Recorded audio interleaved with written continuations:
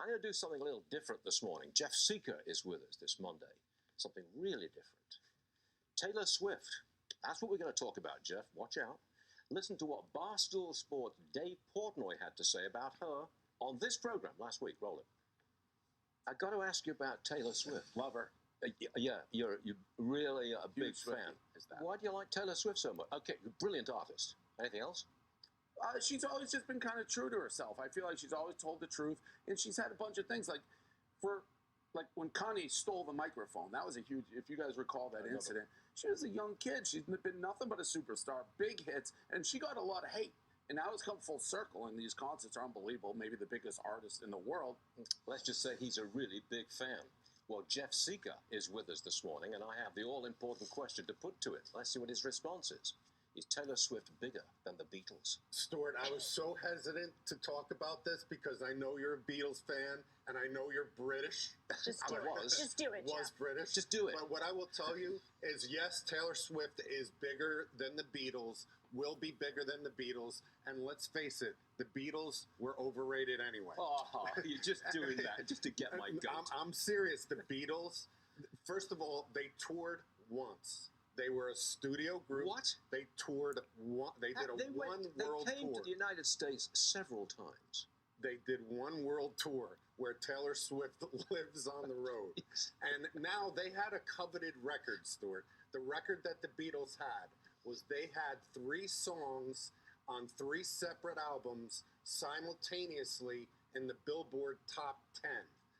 Taylor Swift just tied it. So the difference between the Beatles and Taylor Swift is Taylor Swift loves the road. She loves her fans, she loves performing, and people love her. And that's why she's got a greater legacy than the Beatles. We're going to move on at this point, but I do want to say, how many people will remember Taylor Swift and play her music 50 or 60 years from now? I believe a lot of people will remember her because her message does resonate with this generation. And I do think that they will remember. Now, granted, the Beatles have a handful of songs that people remember. I've got another subject. Will remember. I've got something else for you to go at, great. which is probably going to upset a lot of people. On this one. Yes, you did. Yeah, right. What do you make of the ESPN-Penn partnership? I mean, I'm happy for Dave Portnoy. I thought that segment was fantastic. I think he did the deal of the century.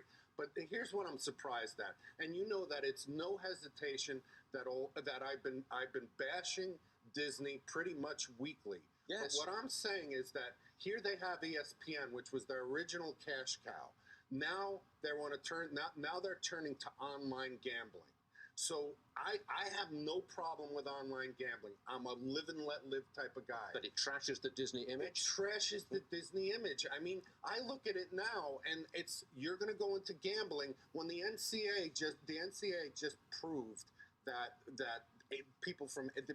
gambling is pervasive for people from 18 to 22.